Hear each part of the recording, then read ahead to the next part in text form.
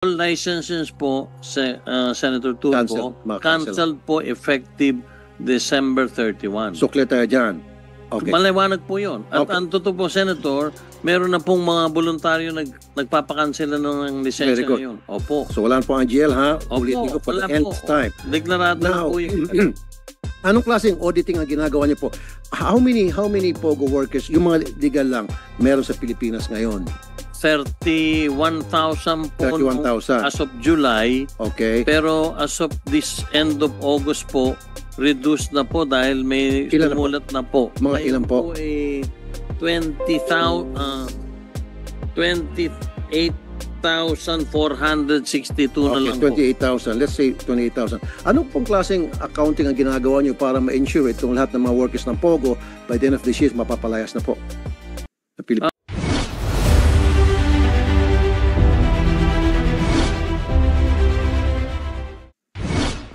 Those are the resource persons, Your Honor. For today's hearing, this committee will discuss the following legislative measures on the directive of His Excellency President Ferdinand Bongbong Marcos to ban the Philippine offshore gaming operators. PS Resolution number 1083, wind up the business operations of existing Philippine offshore gaming operators by this representation. And at this point, please allow me to make specific House rules to ensure the orderly and efficient conduct of this hearing. Can the committee secretary inform today's attendees of our House rules? First, kindly mute your microphone if you are not recognized. Since the chair cannot see everyone all at once, please raise your hand first. Then once acknowledged, kindly specify your name and the office of your organization you are from. Your Honor.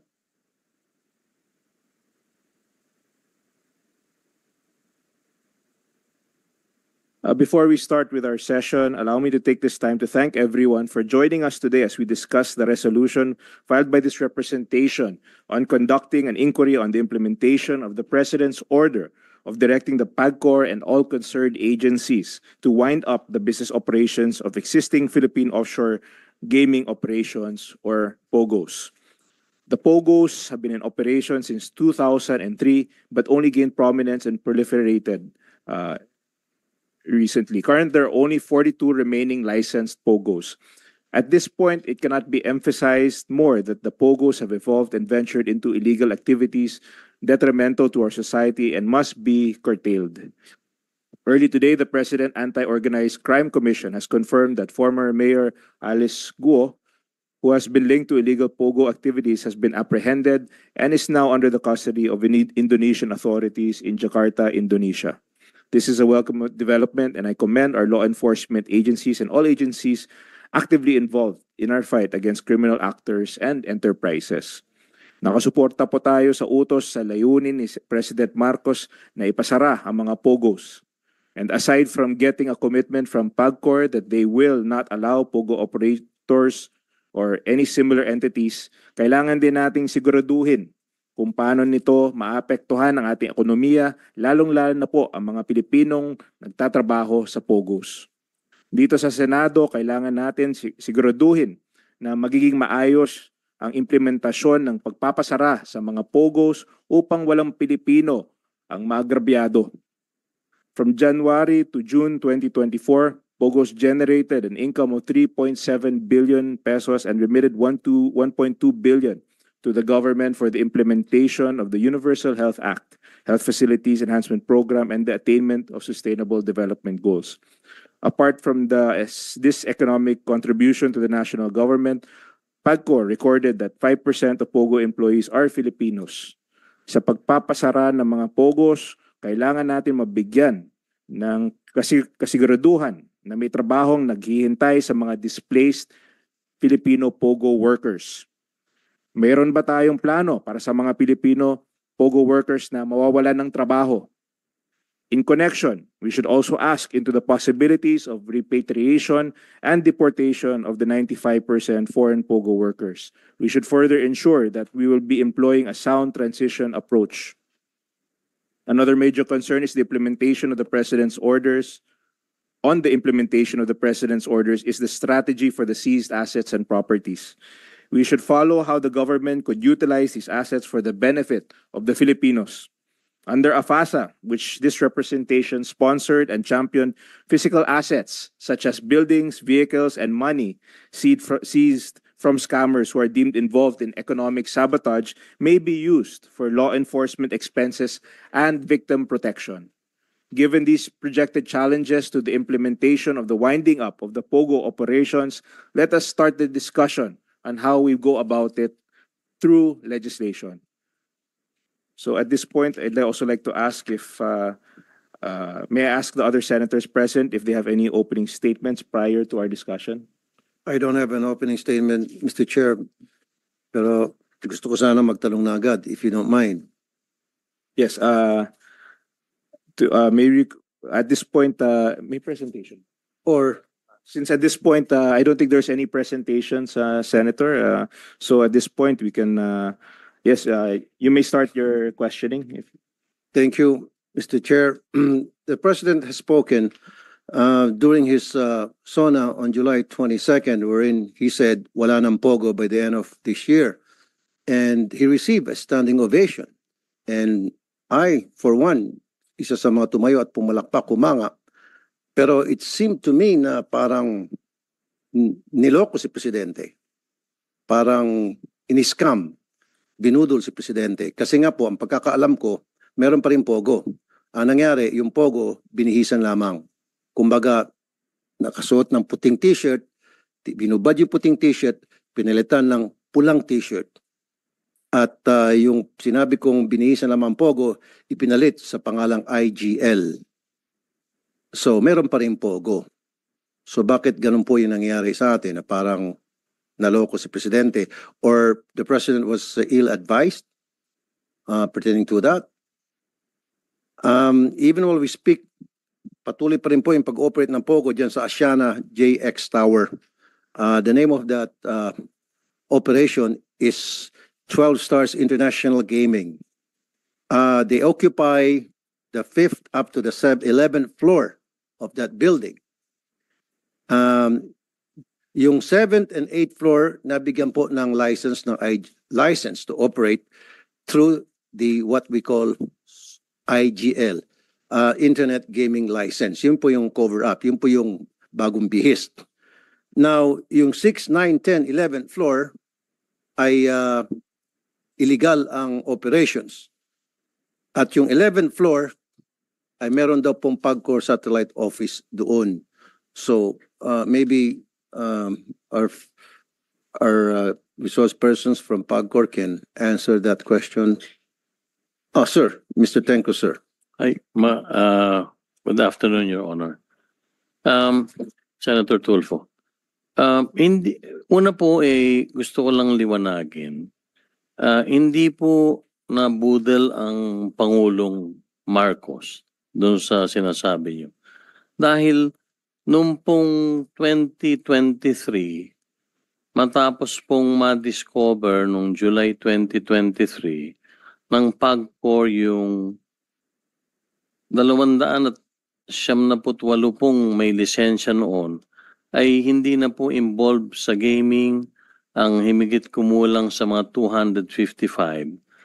Dali-dali pong diniklara natin sa probationary status ang lahat po ng 298 licensees na pinagkalooban po ng lisensya noong nakaraang administrasyon ng PAGCOR.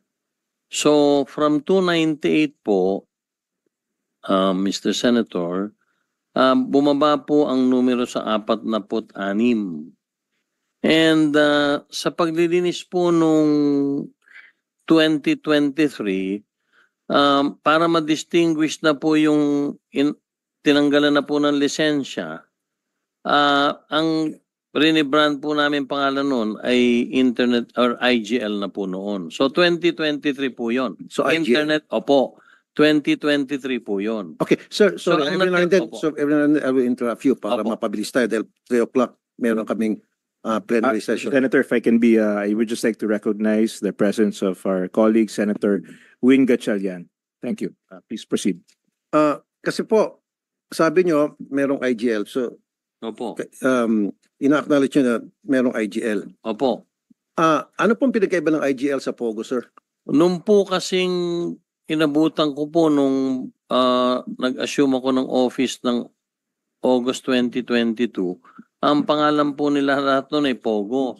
Yes. At ang guidelines po at ang structure po noon ng pagbibigay ng lisensya ay maluwag po at ibang-iba.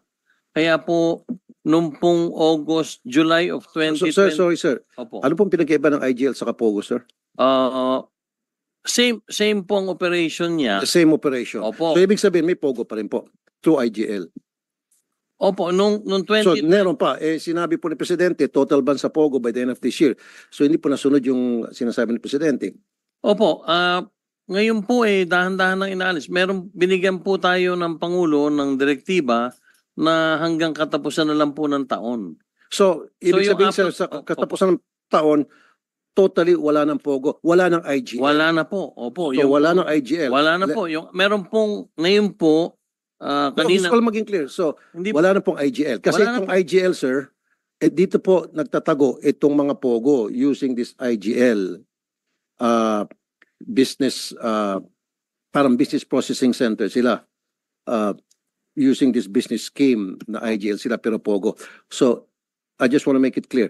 By the end of this year, Yes. no more IGL. Yes, all licenses po, Senator Tulfo, Cancel, mga cancel. canceled po effective December 31. So, clear tayo dyan.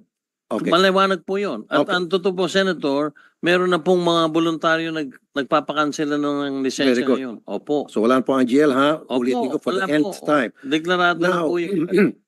anong klaseng auditing ang ginagawa niyo po?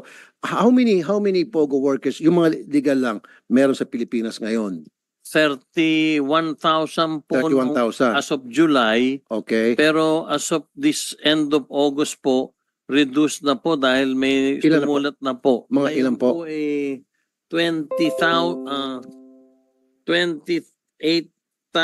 28,462 na Okay, lang po. 28,000. Let's say 28,000. Ano pong klaseng accounting ang ginagawa niyo para ma-ensure itong lahat ng mga workers ng POGO by the end of this year mapapalayas na po sa Pilipinas? pag- At may balik na kung saan Ay, hindi sila po, yun nagaling. po yung Pilipino lang. Pilipino lang. Opo, kasi po yung... Okay, sige. Opo. Wag po yung Pilipino, yung Chinese lang po. Akala ko yung Pilipino 4,000 lang. Hindi po, 28,400 Filipino POGO workers to. Meron po ako. Okay, sige po. Yung Chinese po. Ang Chinese and foreign- Korean. Opo, hindi lang po. Foreign nationals po. Foreign nationals, ilan po? Opo, ang foreign nationals po 28,421. 28. Okay. Sabi ko po kanina, ano pong klaseng auditing ang meron kayo o programa para ma-ensure na by the end of this year, yung pangako ninyo, pati IGL, tulad ng kautos ng Presidente, wala na at saka yung POGO, na yung mga workers dito na foreign nationals ay mapapalayasan ng bansa because hindi na natin sila kailangan. Opo, ang Bureau of Immigration po ay naglabas na ng announcement na kakansela na rin po nila ang lahat ng visas, ang workers permit and working visas nitong mga nasabing mga foreign workers na ito. Sandali po. Meron ba taga-immigration dito? Pakitaas ang kamay. Meron mga taga-dole rito? Okay. Dumadaan sa dole po yung mga POGO workers, right? Before they're being allowed to work sa POGO? Yes, Your Honor. Yes or no lang po, sir? Yes, Your Honor. Okay. So, ano pong klaseng accounting ang ginagawa ninyo kasaming immigration para masiguro itong sinasabi nga ni Mr. Tenko, si Sir Alejandro, na itong 28,000 Chinese ay hindi magti-TNT rito at gagawa ng kabalastugan at sila'y mapapalayas na. Ang ginagawa po namin ay through inspection, dinidetermine namin kung What kind of ilan- inspection, sir? What kind of inspection? physical inspection, Your Honor. Example? Pinupuntahan namin po yung establishment. Pinuntahan niyo na po yung Asiana, sa Asiana, yung JX Tower? Did you visit that? So, kasi kung sabi niya through inspection, so I would assume you should have inspected this by now. Yung regional director namin sa NCR. Ang Regional Director, sasagot sir, please explain, ma'am. Na-inspect niyo na po. Yes, good afternoon. And with the permission of Undersecretary Egargo, Mr. Chair, we have conducted inspection of all IGLs. No, dito lang po prior. ma'am, this one particular lang muna. Ito Kasi po, mas marami pa akong babanggitin mamaya. Yes Baka po, mabusog. as regards So yung to- 12-star International Gaming, from 5 up to 11 floor, punong-puno po yan ng mga POGO workers, Korean nationals sila. Na-inspect nyo na po to. Yes o no lang po? yes, this year, yes, Your Honor. Kailan po yun this year? Last June po. June we this year. conducted, Ilan po yung na-monitor nyo, nabilang nyo po ng mga foreign national workers? so, sa NCR po, No, dito lang po muna. regarding dito, Dito we po have, sa JX Tower. we have to check how many. So you haven't inspected yet. You lied to me. We have conducted inspection, Your Honor. You have conducted, you will still going to inspect. There's a big difference between the two statements that you Yes, issued. Your Honor. So you have inspected. Yes, Your Honor. Then my But- follow-up question to you, kung na-inspect mo na, ilang foreign nationals working in this building from 5th to 11th floor, ilan po? I don't have the numbers, but we can submit, Your Honor. You should have that. Dapat Yes. ready kayo rito. Hindi kayo pwede pumunta rito na hindi ready. Sure. Di ba? My Alam niyo naman, itong apologies. pag-uusapan natin, closure ng POGO. You Yes, should have that information. Sure. My apologies, Your Honor, but we will submit immediately. Okay. Immigration, meron? Okay. Mr. Tenko, sir, aware ho ba kayo na meron pong yung IGL? Yun sa akin lang, tanggap ko na po yung magsasara, nakakatuwa po yun. Pag nakarating to kay Presidente, matutuwa yung ating Pangulo. So sabi niyo pati IGL, sarado na. Ang sa akin kasi yung accounting ho ba? Kasi kapag hindi po natin na-account yung whereabouts o yung mangyayari, I'm not concerned about the Filipino yet, mamaya na yon kung ano mangyayari sa kanila, na itong mga Chinese nationals o foreign nationals na nag-work sa POGO, after na makancel na po yung mga lisensya nila, after na dumating ng deadline at kailangan nila lumayas, kapag hindi po natin sila ay na-audit o na-monitor, there will be a big possibility na they will get into illegal activities. Nandiyan na po yung drug dealing, kidnapping, robbery, etc. Kaya nga po gusto ko yung accounting nito mga POGO workers. Na gusto ko by the end of this year, lahat sila, each and every one of them are fully accounted for and then napalayas na po. Opo, sayang po at wala yung Bureau of Immigration. Pero meron po silang inanunsyong programa kung saan lahat po ay pupuntahan nila. In fact, doon po sa merong mahigit 3,000 foreign nationals, ang balak po nila kung natatandaan kong tama, nung pong pulong no August 10, magpapadala po sila ng mobile group na hindi na kailangan pong pumunta pa sa Bureau of Immigration yung mga foreign nationals. At doon na po mag-head count para po nga malaman kung ilan yung kakansilahin na nila yung mga working visas po ng mga natukoy na. No? Immigration. Aside from the immigration people, sino pa po ang present para masiguro na talagang totohanan yung ginagawang accounting at hindi po hausyaw? Doon po sa usapan, sasama po ang PAGCOR, sasama po ang DOLE. Okay. Doon po sa huling pulong yun na naganap noong August 27 po ng hapon. Dole, ilan na pong alien employment permit ang na-cancel nyo so far? And we're talking about foreign nationals working for POGO. Ma'am. Sir. Your Honor, Felipe Edgar, go, sir. yes, Your Honor. Canceled ang canceled na alien employment permit in 2023. Sa NCR po ay 24,361. 24,000. That's more than the binigay ko sa Sa 28. Okay, cancelled. 24,000 NCR. Okay po. Sa Central Luzon ay 513. Okay. Sa Calabarzon area is 2,121. Okay. At saka sa Region 10 is 67. Ano pong ginawa nyo dito after na makancel nyo po itong mga alien employment permit ng mga foreign nationals working for POGO? What did you do right after? Ang ginawa po namin dito, binigay namin ang cancellation sa BI Okay. para sa kanila magkaroon sila ng kung anong guidelines nila sa deportation or whatever. Correct. Sayang wala, Mr. Chair, wala dito immigration kasi, okay, Yes, You did your job. I'd like to I'd like to direct the committee chair to reiterate to the immigration. I understand na medyo dahil nahuli si Alice Go baka nagkaroon ng naging busy, but ang napakalaki ng department at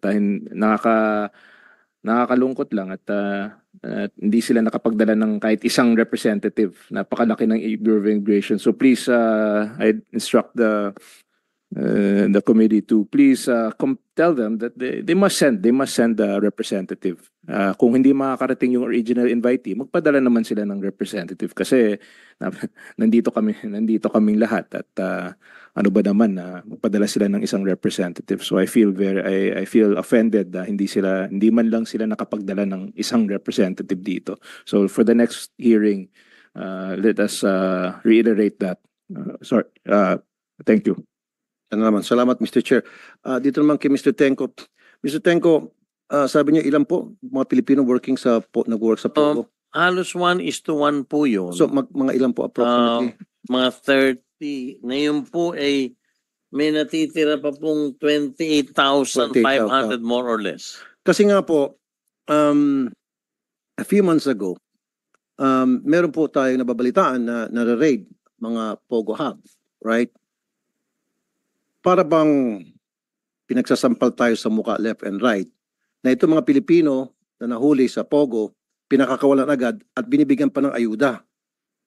Na ilan sa kanila, sigurado ay mga opisyales ng Pogo. Hindi naman makapagtayo ng Pogo itong mga foreign nationals dito kung wala silang connect sa mga Pilipino. Do you agree with me, sir? And yet, pagdating sa hulihan, agad-agad, outright, itong mga Pilipino, sineset aside, binibigyan ng ayuda. Dahil mawalan trabaho, pero taga-DSWD dito, binibigyan ng ayuda ng DSWD tig 5,000 para makauwi na sa probinsya, pamasa, etc. Dapat yung pinoprocess muna. Kasi kasabot yun. Ilan sa kanila, maaaring iba, inosente, naloko, nauto, na scam. Pero most likely, doon sa mga nahuli, daan-daan, libo-libo, ng mga Pilipino, kasabot yun. Dapat pre-process din yun at kinulong. O inimbestigahan muna at nakulong. Alam niyo po yun, sir? Opo, ang totoo po, Senator Tulfo, wala nga pong involvement ng PAGCOR. Yung pong mga nanguhuli doon talaga ay ang grupo ng PAOK, PNP, at meron pong kami po kasi nagtuturo lang kung ano yung mga nakikita naming mga wala na pong lisensya na nagpapatuloy pa ng gawain, yun po ang naituturo lang namin. Pero sa katotohanan po, yung after the raid, hindi na po ang binibigay na lang po namin impormasyon ano po yung listahan ng mga empleyado na nasa application nila sa PAGCOR. Pagkatapos po nun talagang wala na po kaming kinalaman sa mga procedure pa pagkatapos. Salamat po. And then may tatanong po yung mga kasama ko. Opo. Sir, aware ho ba kayo yung binanggit kanina, yung JX Tower sa may bandang Asiana, sa 11th floor, meron pong office doon ang PAGCOR. Bakit po? Sa mismong floor na kung saan nag-ooperate po yung tong IGL na 12 Stars International Gaming. Ano pong business na PAGCOR doon sa building na yun, Opo. sir? Doon po kasi sa tinutukan nyo na JX Tower, meron po kaming isang licensee doon. Yes. At yung licensee po na yun ay kanselado na rin. As of May 27 po, tinanggap na po nila at ang cancellation order dahil sa mga violations. Exactly. Ngayon po, yung sinasabing office, baka po napagkakama. Meron po kasing yung CMED ng PAGCOR, yung po ang kadalasang nagpupunta at nag-i-inspeksyon, compliance and monitoring and No, sir. enforcement. Meron po silang officer. Meron. Actual office po. Yes, sir. Opo.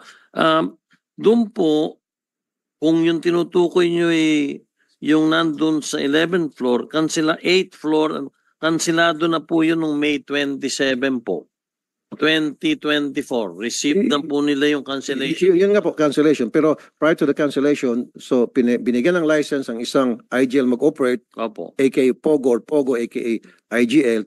At ngayon, naglagay ng office ng Pogo, para i-baby sila, bantayan sila, o para tumimbre pag meron ng raid, oy, may raiding team na, o mga amigo, at ayusin nyo ng mga trabaho nyo. What was the purpose? Or what is the purpose ang of... purpose big- po, nung pong, ang totoo sa isang Senate hearing po, nung manakaran, ang sinabi ko po, lahat, ang karagdagang measures po after the Banban and Porac incident, maglalagay na po kami ng tao 24/7.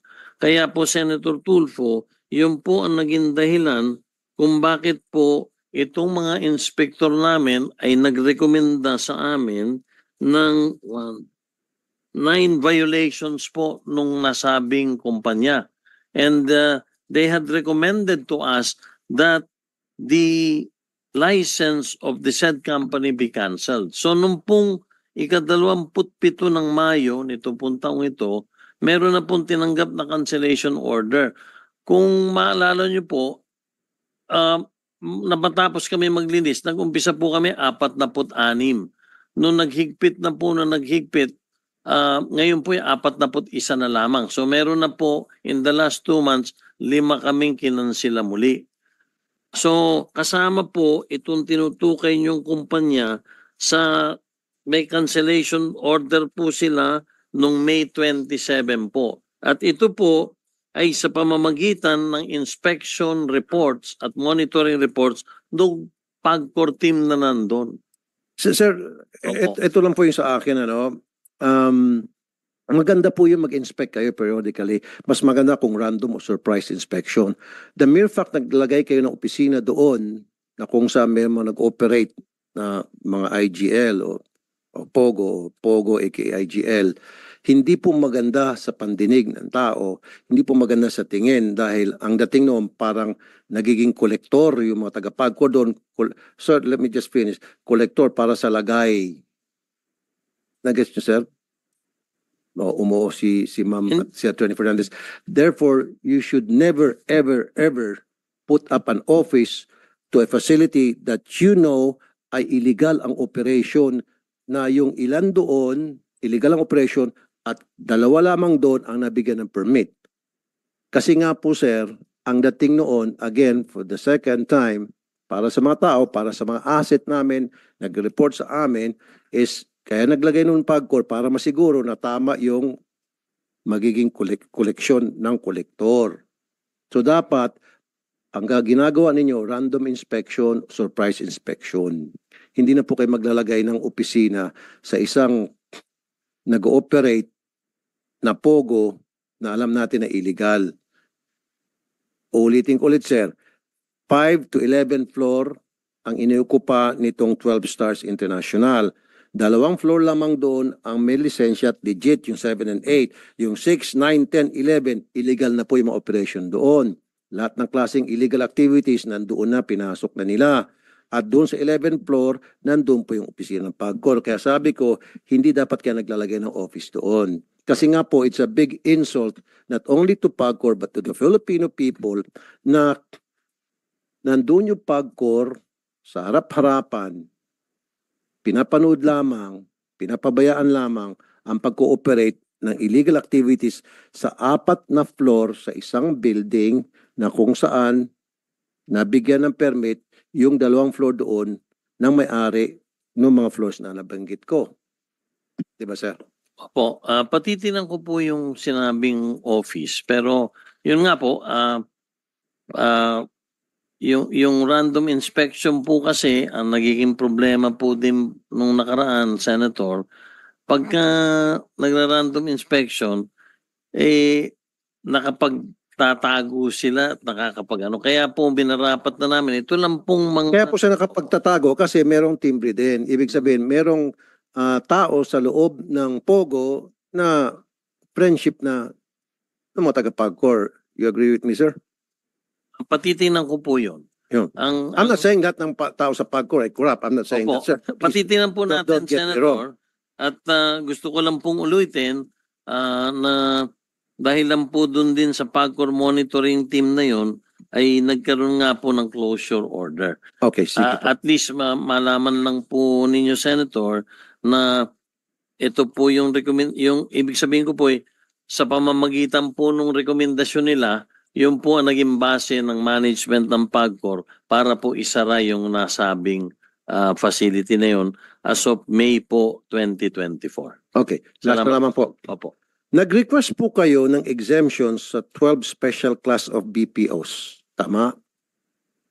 Wala pong katotohanan yun. Liniwanag ko na po yun sa media, Okay. sa Senado. Wala pong katotohanan na nag-request po tayo ng exemption. That's music to our ears. Yes, Thank you kung ganun po. Senator. So therefore, isa na lamang po talaga.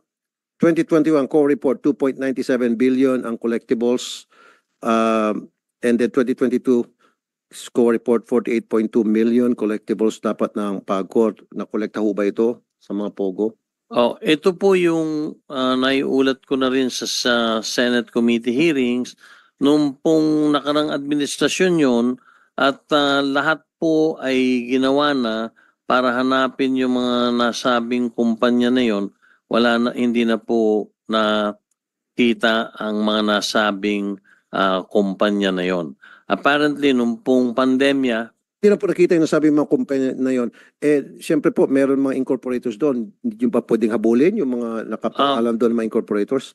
meron na po, hinabol na po. Mga foreign nationals po lahat ng incorporators. Pati po ang Pero COPA. siyempre sir, may mga damage yun. Di pati yun, habulin yun ang dami kung nakatakas na yung foreign nationals na nakalagay doon sa incorporation. Sa ngayon po, nandito po si Atty. Fernandez. Pasensya na po, Senator, at hindi ko kapanahonan yun. Pero meron pong kasagutan na doon sa inyong katanong kung papayagan niyo po si Atty. Fernandez. Yes sir. Thank you po, Senator. Mr. Senator, regarding po sa question ninyo on the collectibles po, we already sent demand letters to all of the incorporators and local gaming agents of the former licensees of PAGCOR, and we are also doing the visitation or the inspection of the declared addresses of these former incorporators para po mahabol po natin sila at simula din po tayo ng action laban dito. However po, the management po is asking if it's possible for the Commission on Audit to write off these mga utang because of the fact po na it will cost a lot po to file for legal actions, most especially because of the amount of the filing fees. So, pero po hindi po kami tumitigil. We can send you po documentations of the Nanghinayang po efforts. kayo sa amount na ma-spend to file legal actions against those culprits? No, sir. Kumbaga po, isa lang po yun sa kino-consider natin. No ma'am, you But- should not consider that. Kung kinailangan, kahit na magkano pa yung kailangan gastusin kung para lang to bring to justice yung isang tao na nagkasala sa batas natin, so be it.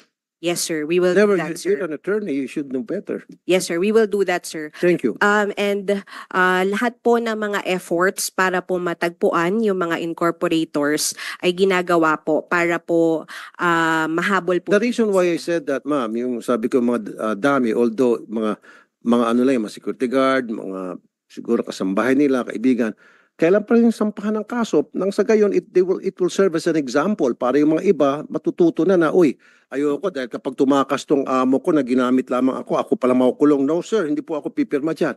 Yun po yung point ko. You follow me ma'am? Yes, sir. We note po that. Okay.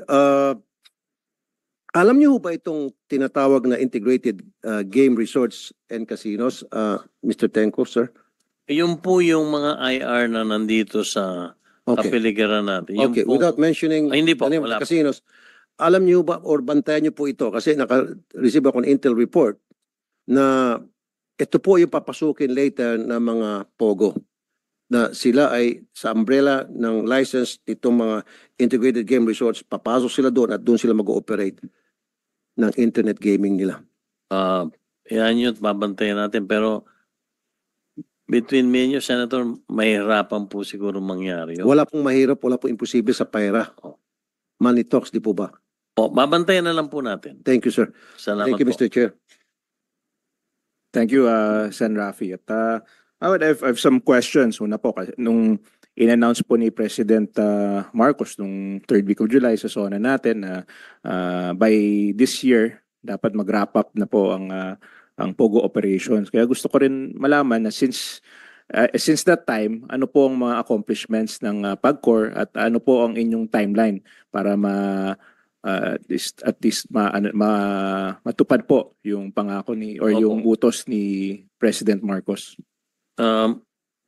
Senator Villar, nag-umpisa na po ang una ay yung pong interagency meetings between DOLE, Bureau of Immigration, at gayon din po ng PAGCOR para po nga makita yung extent ng number of employees na Filipinos and foreign nationals. At naiulit na po ito ng DOLE sa pamamagitan ni Secretary Laguesma na ang maganda naman po, nagmamatch yung numero ng foreign nationals at domestic workers na listahan ng PAGCOR at gayon din naman po sa DOLE.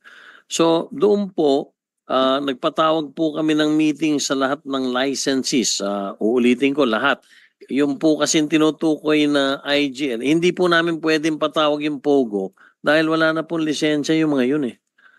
Yung po kansilado na noong 2023 pa. Doon po sa paglilinis na ginawa ng bagong administrasyon sa PAGCOR. So, referring to IGLs, nagpatawag po kami ng meeting ng August 27, nandun po ang DOLE, nandun po ang Bureau of Immigration, nandun po ang PAGCOR, at doon po ay inanunsyo na ng Bureau of Immigration, at sabi ko nga, sayang at wala sila, na ang mga working visas po na 9G, di ba, ay kakanselahan na nila 59 days before December 31. Pagkatapos po noon, ay wala na talagang visa. Yun naman po, Senator Villar, ang DOLE, ay ngayon po, may master list na sila nung mga empleyadong Pilipinong maapektuhan. Meron po silang ginagawang mga job matching at meron din po silang mga programang ipatutupad doon sa mga madi-displaced na mga foreign nationals. Pangatlo po ay siguro magandang sabihin, although I do not want to preempt na, yung EO po ay draft na final executive order para po doon na nakalahag lahat kung ano nga ba talaga yung sino nga bang maapektuhan. Ito ba'y kasama yung nandito sa mga export processing zones. Meron po kasing mga bali-balita, may mga iba'y lumilipat na sa mga export processing zones. So inaasahan po natin na yung pong lalabas na executive order ay ang siyang makakapagbigay ng kumbaga entire guidelines kung paano po ipatutupad ito. Pero sa ngayon po, yun.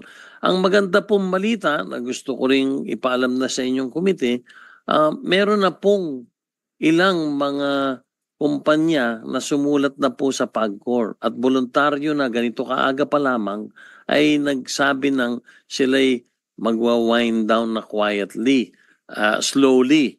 At meron pong isang malaki at ito'y pwede na rin banggitin dahil sumulat yung hub po sa Cavite at yung buong grupo na yon on or before Are you December. talking about Island Cove? Opo.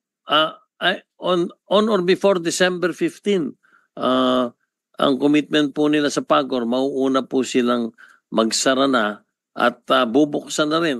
Siguro committee members at sa ating lahat, pakikita po sa ating lahat na wala ng operation sila doon. So that will be December 15. Gusto po nila mauna sa December 31 deadline.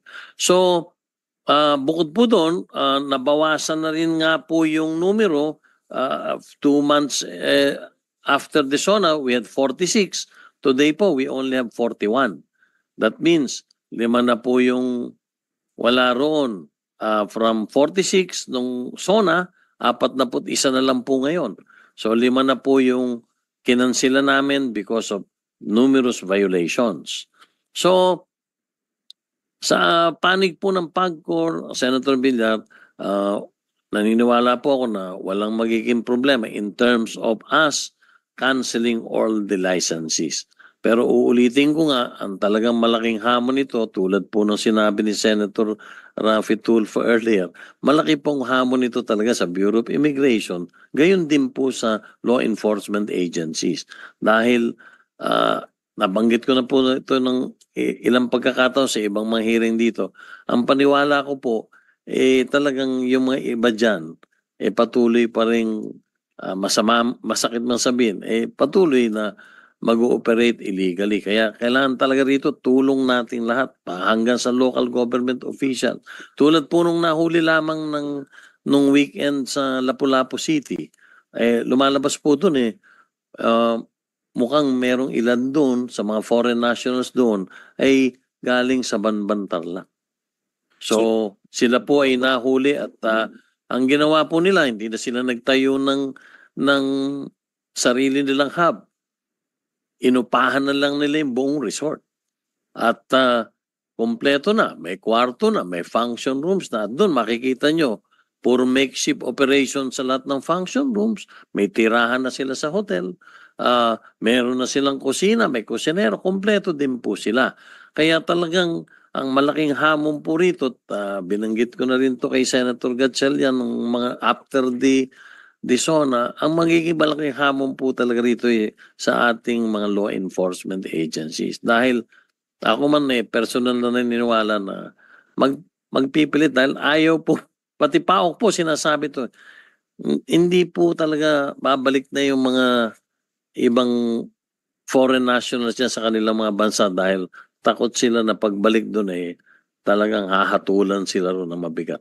Kaya yan po ang dagdag ko lang na ulat.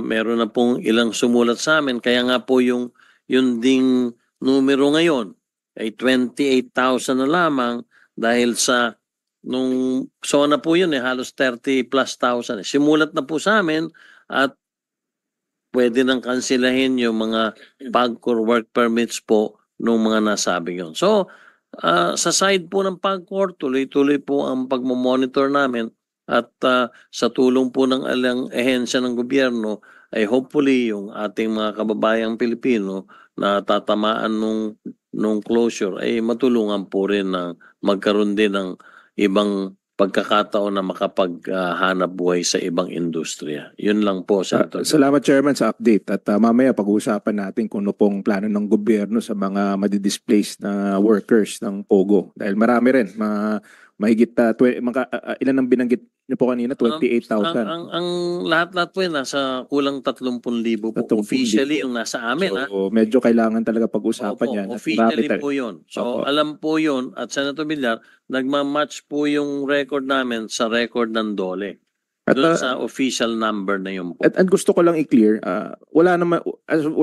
meron ba kayong mga ahente or enforcement agents sa PAGCOR? Wala po. So, umaasa talaga kayo sa Wala PNP? pong police power sa PAGCOR at hindi po hinahangad ng PAGCOR na magkaroon ng police power ang PAGCOR. So, Kami po ay nagbibigay lang ng impormasyon sa Philippine National Police at sa PAOK dahil ang PAOK po ay talagang aktibo at malaking tulong po dito sa pagbubuwag na itong mga illegal na nag-ooperate na mga... Kaya importante po na malaman ng ating mga kababayan yung PAGCOR sa regulatory body at wala kayong law enforcement capability. Kaya importante po yung suporta ng ating PNP. And of course, nakakalungkot nga, wala dito yung immigration. Sana pinakita nila na sinusuportahan nila yung layunin ng ating committee na suportahan ng panawagan ni President Marcos. But anyway, gusto ko lang malaman, Chairman, kung kumusta naman ang suporta ng ating mga ahensya, mga enforcement agencies sa PAGCOR, sa pag-enforce ng utos ni President Marcos. Tulad po nung nabanggit ko, ang DOLE po, actually 2 or 3 days after, nakipag-ugnayan na sa atin at siguro po maihahayag nila kung ano yung programa nila later pag tinanong nyo, kaya maayos po. Ang BI po, talagang sinabi din, hindi naman pwedeng sa December 31 na lang ika-cancel ang visa, paano mo mapapalis ka? Kaya po naman sila nag-adjust, nag-anunsyo na po na 59 days before the deadline, hinto na po yung working visa. At magiging illegal na sila after January 1. After January 1, basically, pag nahuli ka ng immigration or ng police, illegal ka na rito. So yun po maganda po sana at nadinig ko lang yun, maganda po sana sila nakapagbigay ng statement dito ngayon. Sir, okay. Opo. So wala na po IGL, tama? Wala na po. Sa Okay. December 31 po. December 31. January 1 po, bale. Wala na rin po kayong aprubahan ng mga software developer para sa mga PIGO, para sa PIGO which is Philippine Inland Gaming Operations? Software developer? Iba po yung PIGO, wala, hindi po kasama doon sa kautusan niyo Kaya ng nga po. Pangulo. Opo. Yung tinatawag po na Philippine Inland Gaming Operator, Opo. yung service providers po, narinig niyo po yun? This is a special class of BPO. Yung service providers po ay madami na po nakansila doon from almost 100 something Kaya ngayon nga po, thank you. Opo. Pero ibig sabihin, kasama po ito sa total ban ni Presidente. Tama po. So wala na rin po yan. Wala na po. Very good. Mhm. Wala na rin po yung tinatawag na special class of BPOs pertaining to gaming. Hindi po kasama yung doon sa 40, liliwanagin ko lang po Senator Tulfo, hindi po kasama sa 41 ngayon yung baka kasi ma-misinterpret. Doon po sa 41, hindi po kasama yung SBPO. na Bakit bilang. ito kasama SBPO? Hindi po kasi siya involved sa gaming. Why not? Siya po ay sumasagot lang tulad ng naipalawanag ko na rin sa mga ibang senador. Sila po ay sumasagot lang na bilang mga customer service agents. Customer service agent facilitating people who want to gamble sa Sa ibang bansa po. sa ibang bansa, which is Pogo. Pero Philippine ito Offshore po, Gaming ang Operation. pagkakaiba po, Senator, maipaliwanag, 95% po ng nagtatrabaho dyan, Pilipino. I know, Opo. Pilipino, pero sila po ay nagpa-facilitate pa rin ng mga gamer o ng mga manunugal na gustong tumaya sa Pogo sa abroad. Ang ganito po ang setup, Senator. May kontrata po silang pinakikita, hindi po basically sa land-based casinos po abroad. Ayoko na lang po magbanggit ng pangalan ng mga land-based casinos abroad. Yung malalaki pong land-based casinos abroad, let's say sa Amerika, may dinadial po na 1-800 number. Kaya po, land-based sa abroad, Opo. still that's Pogo kasi sa overseas eh. Opo, Sure. yung po kasing diferensya, Senator. Hindi kasi iba yung Pigo is in Opo. hand. Opo. Yung Pogo, offshore. Opo, pero internet po yung Pogo. Yung pong tinutukoy natin ng mga service providers na special class of BPO, ang sineservice po niya hindi internet basis. Land-based casinos po. Land-based casino. Opo, alimbawa, ayoko lang po magbanggit. Pero dito po sila. They serve as customer service. Opo, dadial Facilitator po sila ng mga manunugal na gustong tumaya sa mga games abroad. sa land-based casinos po. Sa land-based casino. Opo, You don't consider that as Pogo? hindi po dahil yung, Kasi paano kung land-based casino ay Chinese ang mga tumataya at hindi, opo, pero hindi po, ang tinatanggap lang natin yung may mga valid contracts na nandun po sa mga land-based operators na casino in Canada, Australia, Europe, and USA. so dapat sir kasama pa rin sa pagban. Kasi nga po tumataya sila, pinapacilitate nila yung taya, yung bets ng mga gustong sumugal o tumaya sa mga casino, whether that's land-based or internet sa abroad. Is that something that you should study? Titingnan natin. Ang sa amin po kasi at sa interpretation din ng ibang mga nag-aaral kumbaga tumatanggap lang po sila ng tawag doon sa let's say 1-800 nag-dial kayo sa Amerika, dito po bumabagsak 'yon. Tulad po nung nung BPO industry natin dito sa Kaya nga po, nagagamit po tayo. So dapat dito nagpapagamit. Kung gusto nilang gumamit yung ibang bansa, we should not be the facilitator of this kind of scheme. Scheme din po yan eh. Manluloko rin yan eh. Maraming naluloko dyan. Maraming natatalo dyan. Maraming nababankrupt. Maraming nagpapakumatay na sugarol dahil believe it or not, sa mga nanonood, yung Pogo, kalokohan yan. Walang nananalo dyan. Lahat puro talo. Same thing. So dapat, huwag tayo maging facilitator. Kung gusto nitong mga manunuga, itong mga operator sa ibang bansa na magkaroon ng facilitator, customer service, wag yung BPO natin, wag sa atin. Gumamit na lang sila ng ibang bansa. Marami naman dyan bansa sa Asia, pat Pilipinas pa. Sige, pag-aaralan po natin further. Thank you, sir. Salamat po, Senator. Thank you, sir. Thank you, Mr. Chair. Salamat, Senator. At just one more question, then I'll turn over to Senator Sherwin. Gusto ko lang malaman, gusto ko lang tanungin yung PNP kung ano po ang mga resources na naka-allocate sa pagsuporta sa PAGCOR, sa objective nila na mawala yung Pogo by the end of the year. Gusto ko lang marinig kung ano po ang plano ng PNP sa Pogo. Your Honor, good afternoon. For the PNP, right after the pronouncement of our President, the PNP created the Special Task Force Schemer. This schemer created to conduct ongoing law enforcement intelligence operations aimed in dismantling the illegal activities and network of the POGOs. So this task force composes of our office, the CIDG.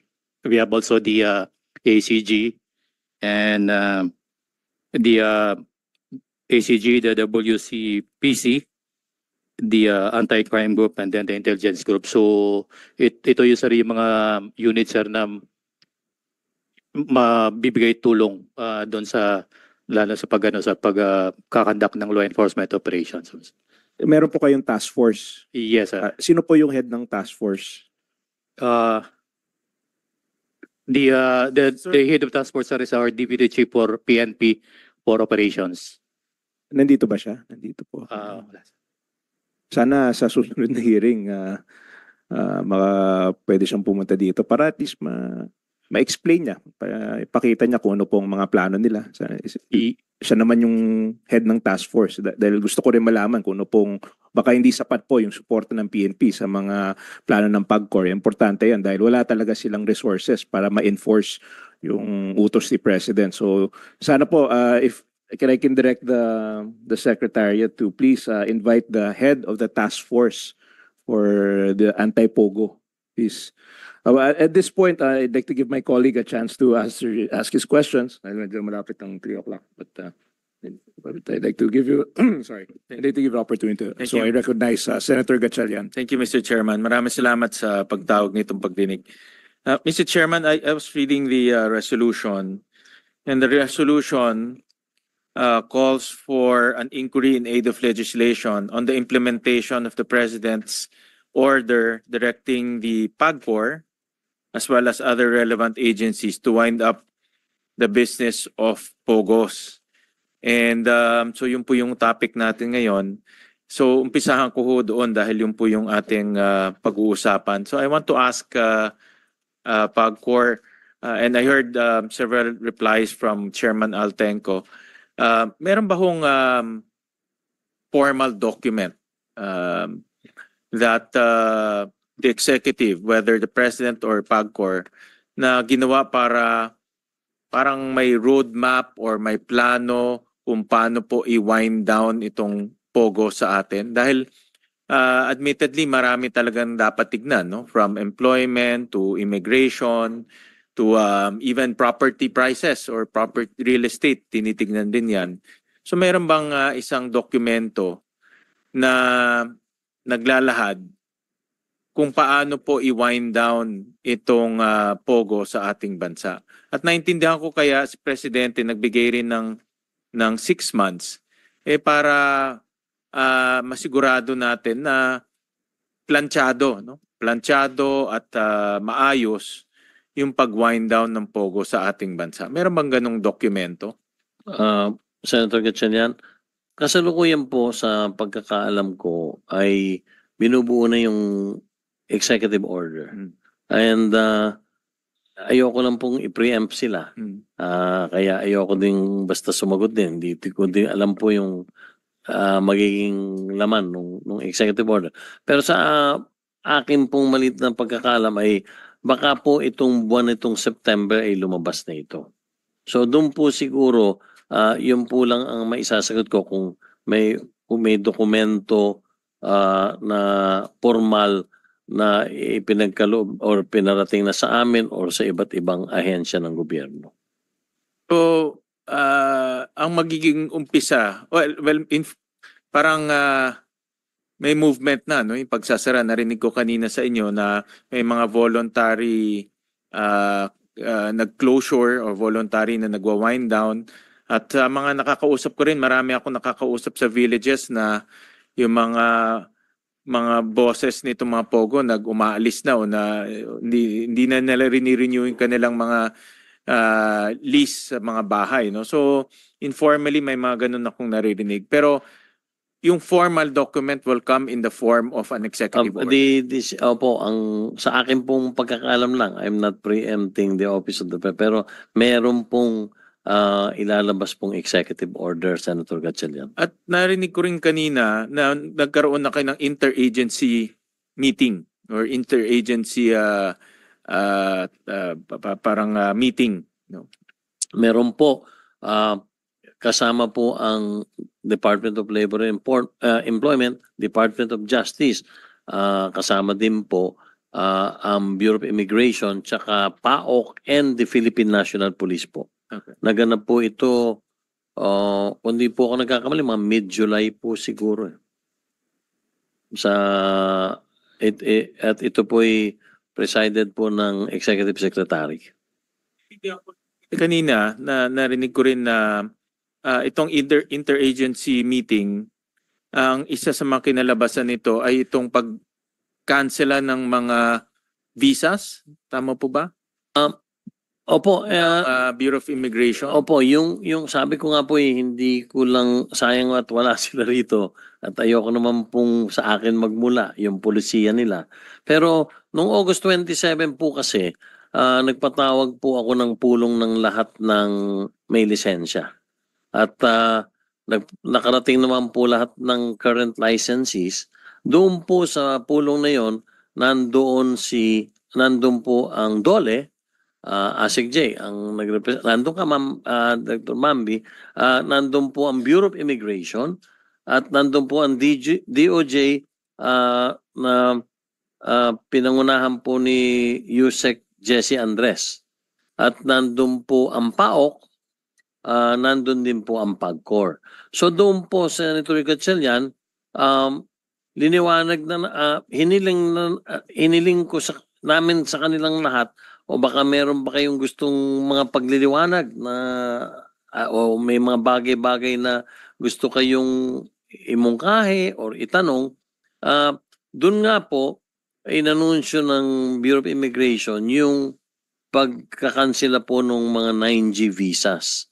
And dahilan sa nakita po ito ni Secretary Remulla doon po sa aming interagency meeting sa Malacanang na hindi naman pwedeng sa December 31 lang makakansela yung mga visas na 9G dahil pag ganon, unang-una, paano aalis yung mga nasabing foreign workers?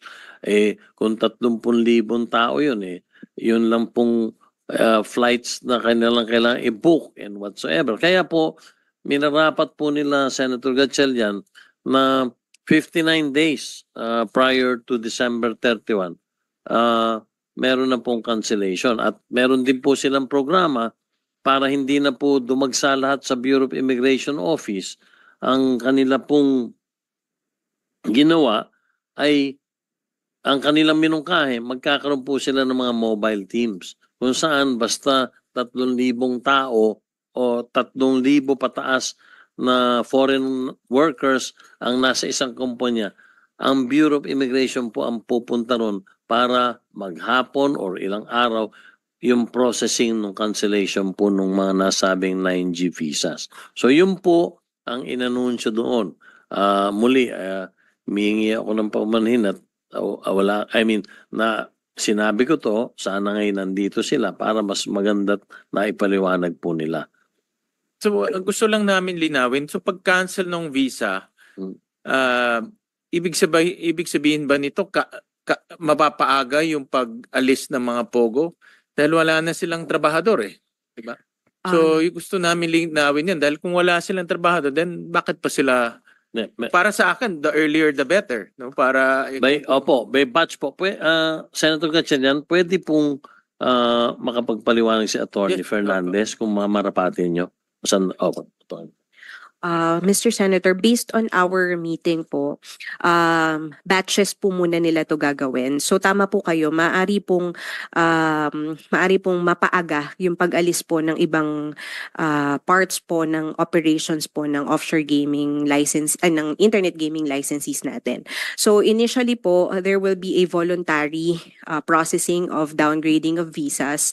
Then until a certain date po, cancellation na po talaga ng visa yung gagawin nila. So mauuna po muna yung mga voluntary.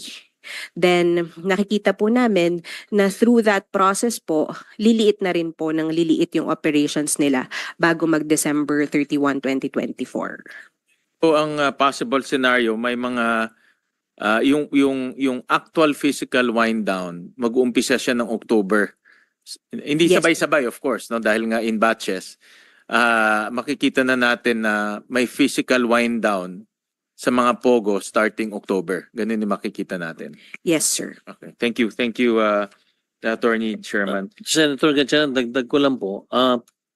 Meron pong iba talagang nag-umpisa na. At sumulat na po sa amin na pinaka-cancel na po yung mga permits nung sa side namin. So nag-uumpisa na po talaga sila sa ngayon. Then meron din po, nung dimpulog na yun, Senator Gatchalian, meron lang pong pakiusap ang lahat ng nandun. Meron lang pong matitira siguro after January 1.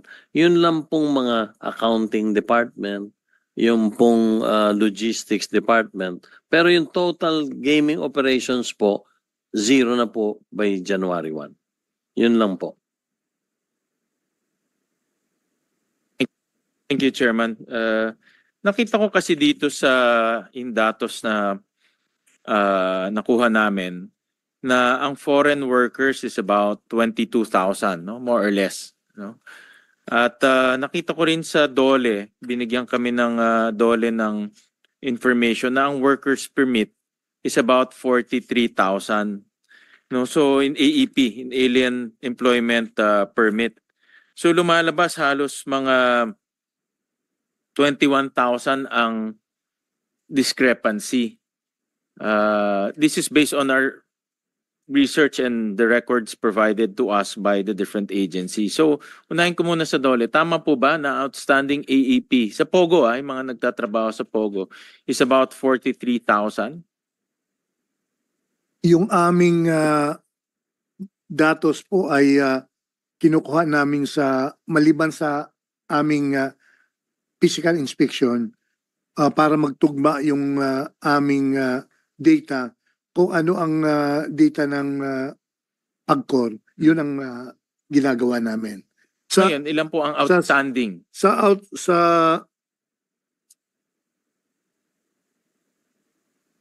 PAGCOR data as of July, Sa inyo po, sa DOLE, amin, in-issue ng DOLE sa amin Kasi kayo ang umpisa yan sa PAGCOR, then sa amin pupunta sa DOLE para kumuha ng Alien Employment Permit.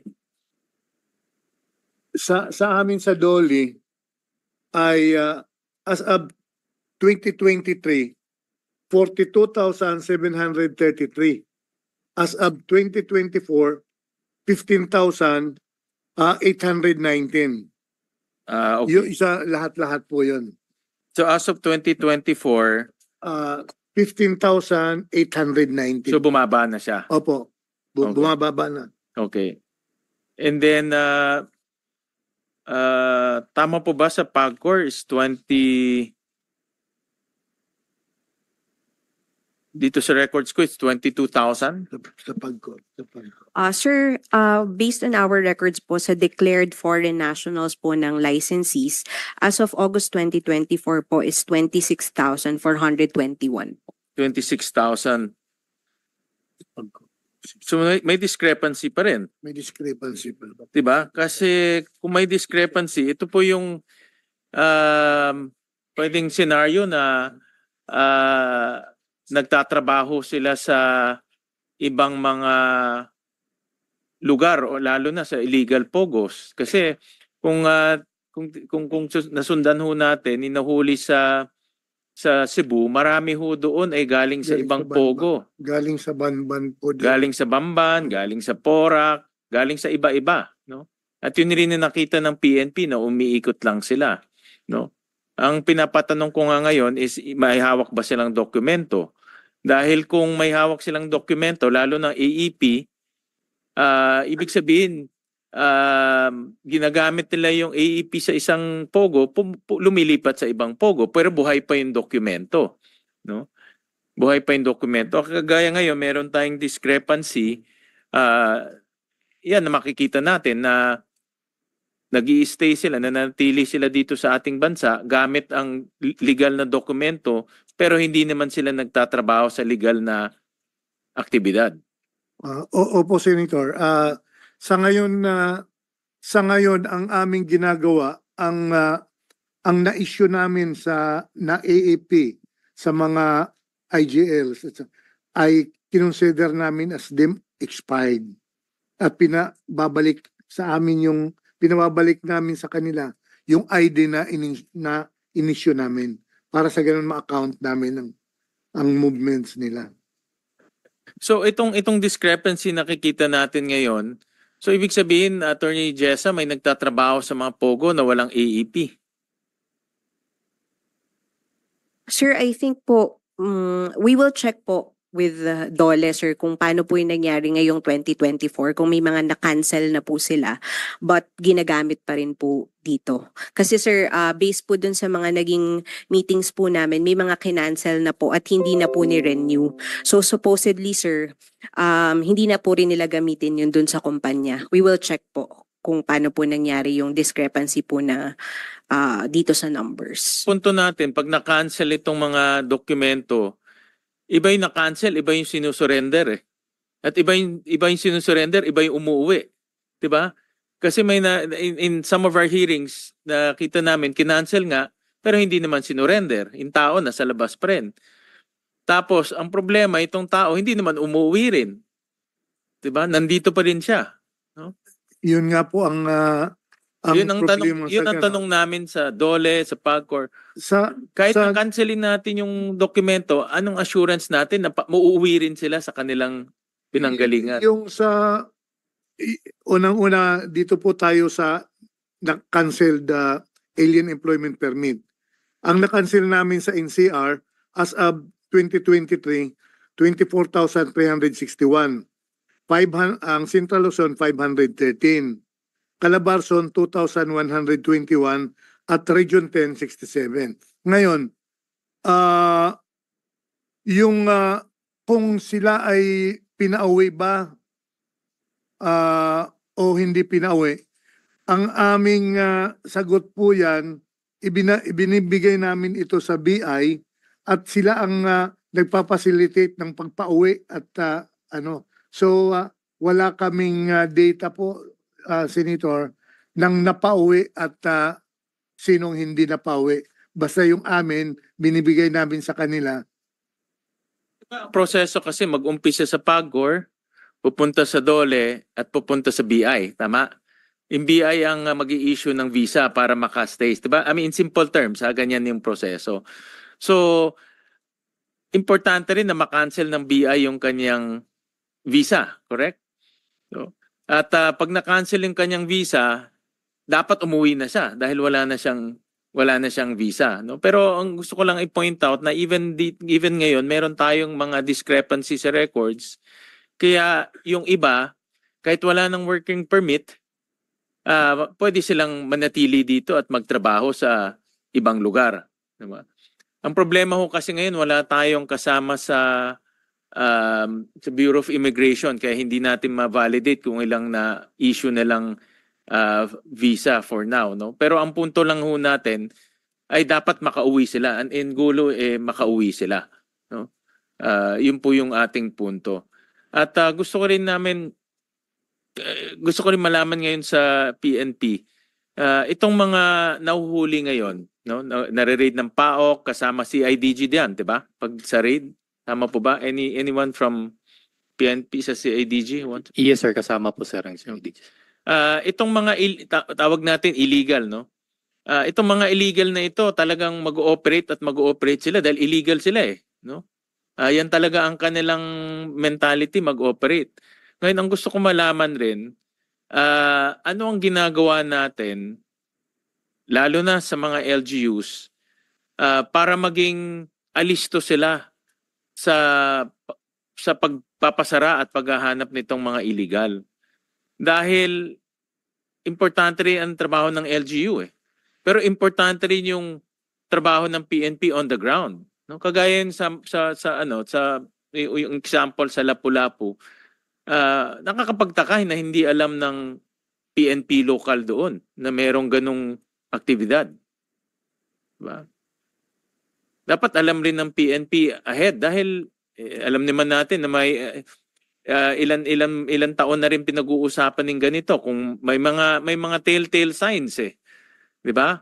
Kung maraming foreigner sa isang lugar, kung mayroong kinukulong doon sa isang lugar, 'di ba? Itong nangyari sa Lapu-Lapu, ang information natin nanggaling sa Indonesian Embassy. Tama? Dahil mayroong tumakas, no, at nagsumbong. So, ang punto ko, and alam natin marami pang ganito sa ating bansa. Bakit nakakatakas to sa PNP? Sa ating mga precinct commander, sa ating mga chief of police, nandoon sila, meron silang, nandoon sila araw-araw. So mayroon ba tayong ginagawa to strictly enforce itong paghuli ng mga illegal na pogo sa mga localities natin? Sir Colonel Tulyao of Anti-Cybercrime Group. Sir, that's why nung kinreate sir yung task force schemer headed by our DCO, nagkaroon sir ng lahat ng mga territorial unit to give information, especially dun sa red flags pag dumami nga yung mga foreign nationals sa area. And this has been the continuous order from our headquarters na i-monitor itong mga foreign nationals na ito para pagka-report sir sa territorial units, yung different agencies na or different units in the PNP that involves in the task force schemer, yun ang papasok sir. Sir, sino po nag-conduct ng raid sa Lapu-Lapu? Anong unit po nag-conduct ng raid? PAOK and NBI din. Sa national. So walang kinalaman yung local unit. Sa tingin nyo po, hindi nila alam na may operation doon? Or paano po nangyari na walang alam yung local unit sa Lapu-Lapu na meron palang ganong kalaking operation sa lugar nila?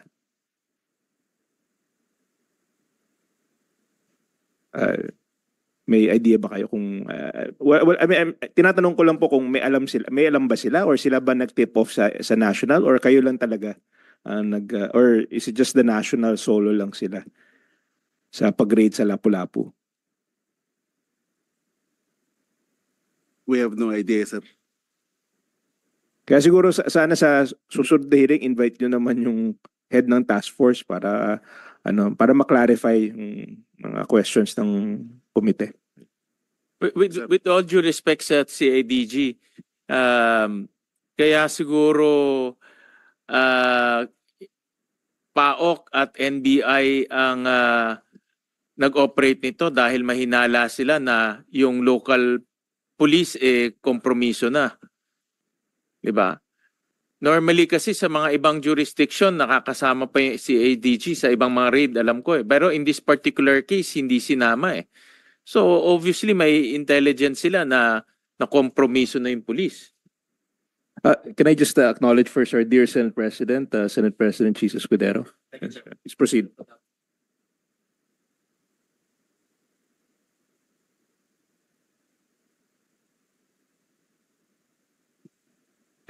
Yun ang aking punto lang, no, na ang aking punto kasi sa wind down, importante rin ang responsibilidad ng police.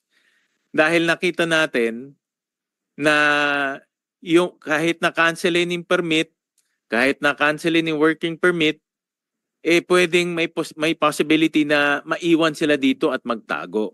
Yun ang aking punto. At na hindi magiging malinis itong ating closure, pag wind down at closure ng Pogo, kung yung mga ito naman maiiwan at magpapatakbo sila ng sarili nilang mga scamming hub. And with all due respect to our police, I think ganun na naging galaw ng PAOK at NBI dahil alam nila na kompromiso na yung mga taga doon. No? So I agree with our chairman na dapat ipatawag natin yung head nung task force dahil dapat tignan natin itong closure, hindi lang tignan natin yung sa PAGCOR angle eh. Tignan rin natin yung mga illegal na angle. No?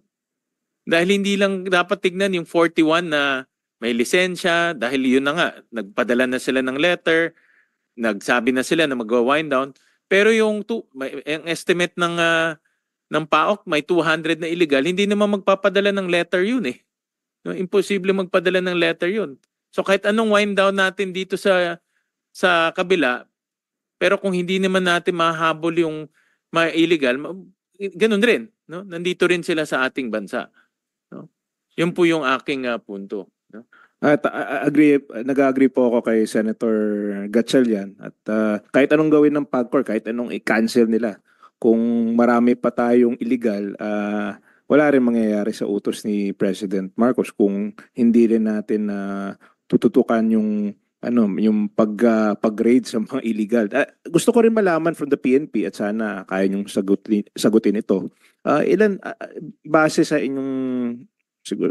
inyong impormasyon internal, ilan po ba yung illegal sa tingin niyo po gaano kalawak po or gaano kalaki po yung problema ng illegal pogos? Kasi ang alam lang natin yung mga naka-register, yung mga ika-cancela. Pero gaano kalaki po ang problema ng illegal pogos? May idea po ba kayo?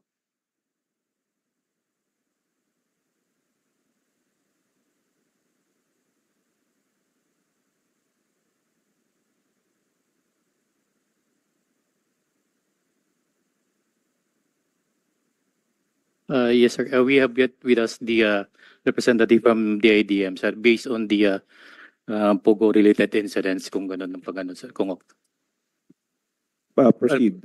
May idea. Colonel Asmod. Yung, Kasi ang point ko, ang nire-report lang naman po yung naka-register, nasa record natin. Paano pa yung wala po sa record natin? Ano po, gaano kalaki ba talaga itong problema ng illegal pogos? Kasi kahit na i-cancel lahat ng permit, kung marami pa rin illegal pogos, malaki pa rin ang problema natin.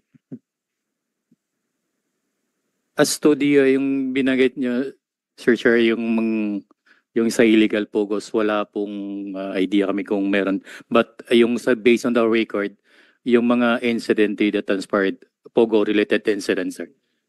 Please, because this utos po ni Presidente ito na by January, kung wala po kayong idea sa kung gaano kalaki po itong problema, mahirapan din tayong lutasin itong issue ng Pogo.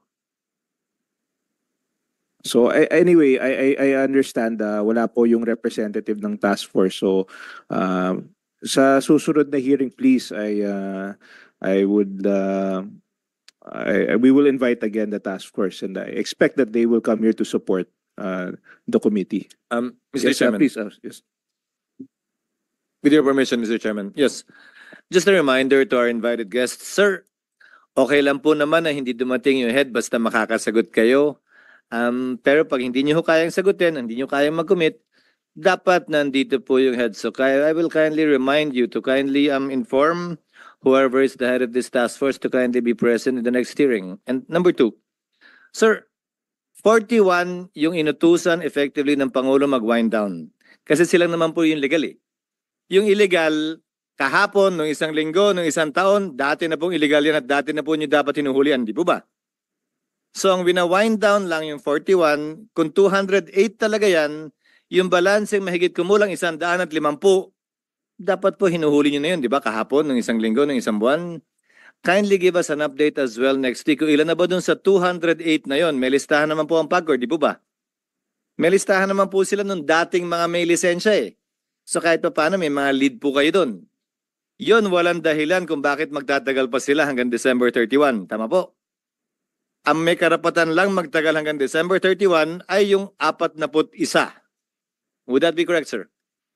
I see on the record, I'd like to place, Mr. Chairman, that they are nodding their heads in apparent agreement to the statement issued by this representation. So, sir, kindly give us a report of the 208. Ilan na ang sarado talaga? Dahil illegal naman talaga po yon minus the 41 na binabantayan nyo. Ngayon, kaugnay po ng 41. Sana po wag na mangyari yung kamukha nakita natin nangyayari ngayon. Na may kaso na, sinampahan na ng kaso, hindi po ba? Tapos paglabas ng warrant of arrest, biglang hindi na natin makita. Alam na po nyo kung nasan yung 41. Alam nyo po dapat mag-wind down na yan bago mag-January 1. Mangyari po lamang, abangan nyo na po yung 41. Na pagdating ng January 1, puntahan nyo na po, bukas pa ba o sarado na? Para hindi na po kayo makikipaghabulan pa pagkatapos. And as a final point, Mr. Chairman, thank you for the opportunity. I heard the points raised by Senator Tulfo earlier. And I'd like to second it and support it with respect to asking PAGCOR to look and study into the so-called BPOs and give us a report on it. My theory, Mr. Chairman, and also to Chairman Al Tenco, there are 3 elements of gambling, sir. Correct me if I'm wrong. Bet, game of chance, and settlement of payment. -1, hindi gambling ang tawag dyan. May taya ka nga, wala namang game of chance. May game of chance ka, wala naman taya. May taya nga, wala namang game of chance at hindi ka naman binabayaran. Kung manalo ka o matalo ka, hindi po sugal ang tawag doon. Those 3 elements should go inside. Now, kindly answer this committee in your report, sir. Doon sa BPO, yung 3 elemento po bang yun ay saklaw at sakop? Dahil kung saklaw at sakop po yun, gambling po yun. Kung ang isa'y nawawala, marahil pa pwede niyong i-argue na hindi. Kung lahat ay wala, maaaring pwede niyong i-argue na hindi. Halimbawa po, hindi ko po kayo pinapasagot muna at pinapareport para mapag-aralan po ninyo. Yung 1-800 number na binabanggit nyo na tinatawagan ng mga customer ng land-based casino, sila po ba ay tumatanggap at may kinalaman sa pagtanggap ng taya?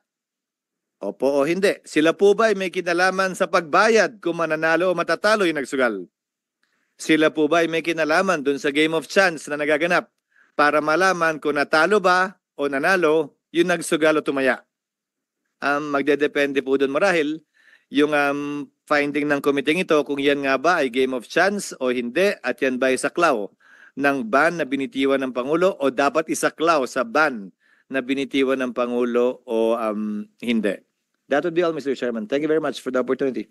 Thank you. So please prepare the report for Senate President, Chairman. Kindly prepare the report. And also, next week we look forward to hearing the report of the PNP on their efforts in curbing illegal pogos. I think that's I want to know what the true size of this issue is. And nandito po ang Clark Development Corporation. And I recall recently nagkaroon po ng raid sa Clark ng illegal pogo sa Fontana Resort. Gusto ko lang malaman ano po ang status ng mga pogos o kung meron man sa Clark Development Corporation.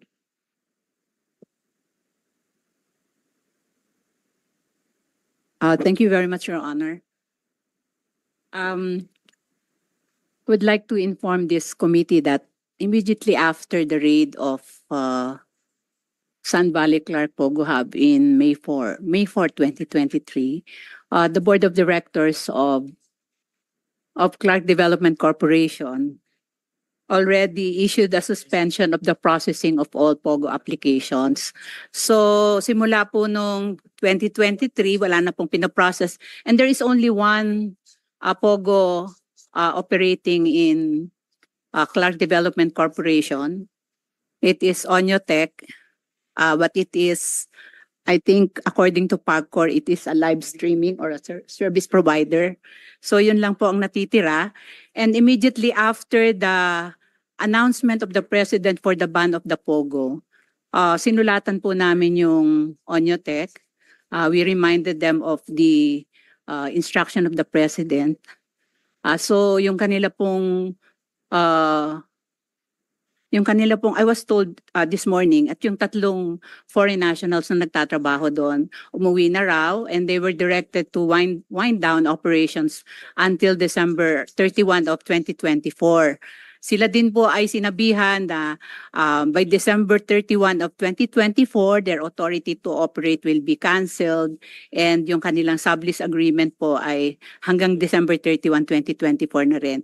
Meron din po kaming instructions sa kanila because the LGU in Clark is na Clark Freeport Zone is Clark Development Corporation. So they were directed to submit or coordinate with CDC yung pong mga requirements for clearance. Like for example, employee separation pay, settlement of all outstanding and resulting fees and charges to CDC, downgrading of the working visas issued to foreign nationals, liquidation of importation, securing of a BIR tax clearance. So ito pong mga ito, we already reminded that one existing POGO in Clark to wind down and mag-submit ng mga ganito so that a clearance will be issued to them. Thank you very much. Senator Gatchalian, if you have any To ask, in our last few hearings, just want to ask BIR, I saw, andyan na si a representative ng BIR. We also detected the declaration of the POGO companies in terms of GGR. It's much lower with BIR compared to PAGCOR. Na-detect namin yan. I have the some figures right now but I'm still validating. Pero nung mga hearings namin in the past, and we flag BIR on this, na yung deficiency is as high as 2 to 5 billion in terms of collectibles from the POGO entities. Kasi diba ang basis ng payment nila with PAGCOR is gross gaming revenue. Sa BIR is also gross gaming revenue. But since ang theory ko, since ang PAGCOR ang regulator, nagde-declare sila ng tama doon dahil meron silang mechanism to detect that yung real GGR. Pero sa BIR, nakita namin mas mababa yung kanilang declaration kasi self-declaration yan, di ba? So, first question ko, meron ba kayong are you working with PAGCOR in terms of getting the accurate gross gaming revenue? At for 2023 until now, ano ang gross gaming revenue na nakikita nyo na dinideclare sa BIR versus sa PAGCOR? Mr. Chair, dapat po pareho yan kasi simula po ng POGO, meron din po kaming issuance na binibigyan kami ng PAGCOR ng GGR po talaga. So doon din actually kami mainly naka-depend kasi po yun din po yung pinaka-basis din ng namin kung ano po yung GGR na nagre-reflect sa ng PAGCOR. Kung mas mababa po yung binabayad nila, makikita naman po namin sa audit naman po. Kita nyo, is the same ba? Meron ba kayong regular communication or regular validation with PAGCOR? Nagkakaroon ba kayo ng for example, a monthly validation whether the declared GGR sa BIR is the same with PAGCOR?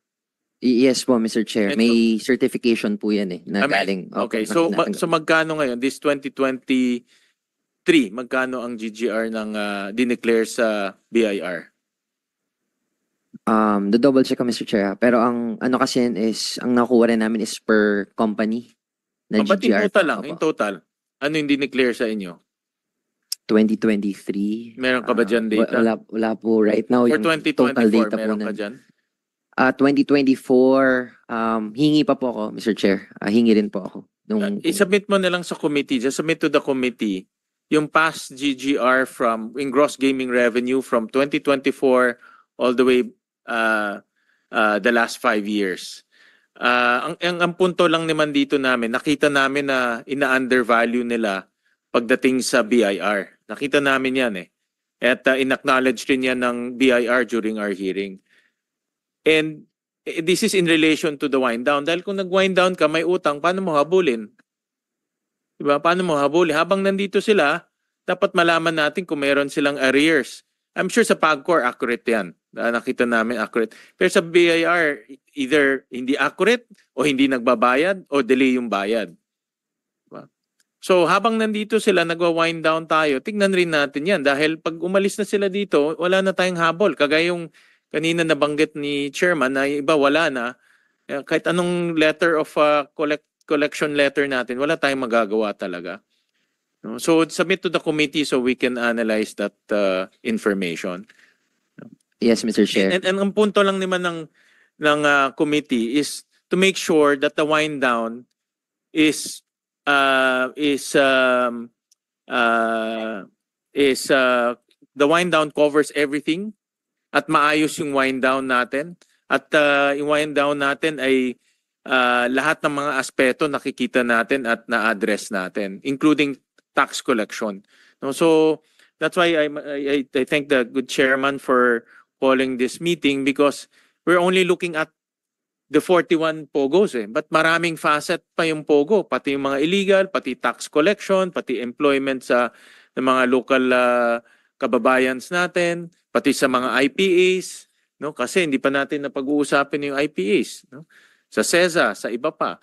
So the point of this resolution, the hearing, is to make sure that the wind down is holistic and to make sure that the wind down covers every facet of the President's declaration. Yun ang objective. That's why ang end goal nito is maayos, no? Maayos, smooth yung winding down at hindi tayo magkakaroon ng problema even post wind down of POGOs. So I thank the good chairman for calling for this hearing. Yes. Thank you. And marami pa tayong pag-uusapan. We have a lot of topics that we have to touch on. Gusto ko rin magpa-update sa PNP kung ano mga actions nila sa pagpapasara ng mga illegal na POGOs. I want to know the extent of the issue. So hopefully, please, we will request that the PNP presents their action plan for the winding down, and not even the winding down dahil illegal na yan, and dapat huliin lahat ng mga illegal POGOs. And we also expect to touch on the yung mga workers. Binanggit po kanina 28,000, mahigit 28,000 ang nagtatrabaho po sa ang locals na ang ating mga kababayan na nagtatrabaho sa mga POGOs at syempre meron pa rin mga additional workers na related sa POGO industry, yung mga sa ancillary. So ilan may idea po ba kayo kung ilan po ang workers na madi-displace who are from related or from industries that rely on POGO? May idea? I know you may not have that number pero gusto ko lang baka meron po. Magsasubmit kami sa committee, Your Honor. Ang alam ko mahigit kalahati ang indirect workers doon sa... So yung indirect malaki pa. So baka malaki. Malaki din ang... So kailangan talaga natin pag-usapan kung ano po ang plano natin para sa mga more than 30,000 na madi-displace dahil sa POGO ban. So actually, Your Honor, mula noong in-announce ni President BBM nung SONA niya, immediately thereafter, nag-issue po yung aming secretary sa mga regional directors na mag-conduct na sila kaagad ng skills mapping at profiling sa mga maapektuhan ng mga workers para sa ganon maganda ang transition natin from one employment to another. Sige po. At so sana po sa next hearing po baka pwede po kayong gumawa ng presentation para i-outline nyo po yung kung ano yung kung ilan po ilan po ang apektado ng pagsasara ng Pogo at kung ano po ang gagawin natin para mabigyan ng ibang hanap buhay ang mga madi-displace. Opo, Mr. Chair. Opo. So at this point, so we will request for the DOLE to have their presentation, of course, the PNP for the next hearing dahil sa tingin ko marami pang bagay na kailangan pang pag-usapan. And we're very thankful and I'm very happy to hear that the PAGCOR has many accomplishments since in the time after the announcement of President Marcos. So nakakatuwa naman po at gumagalaw na po ang directive ni President Marcos. So, hearing no further comments, let me express my heartfelt appreciation to our resource persons and of course my colleagues for their valuable input in the deliberations for the directive of His Excellency, President Ferdinand Bongbong Marcos to ban the Philippine offshore gaming operators. As we move forward, kailangan po natin masigurado ng kapakanan ng ating mga kababayan na maapektuhan ng pagpapasara ng mga Pogo ay central sa ating mga susunod na discussions. Kailangan natin siguraduhin na magkakaroon tayo ng smooth na plano para sa mga Pilipino na mawawalan ng kabuhayan. In the same way, we have to ensure the proper implementation of the President's directive to avoid any problems in the winding down of the Pogo's businesses. So with the approval of my colleagues and in consideration of the time allotted for this hearing, I move to suspend this hearing. Thank you very much and good day.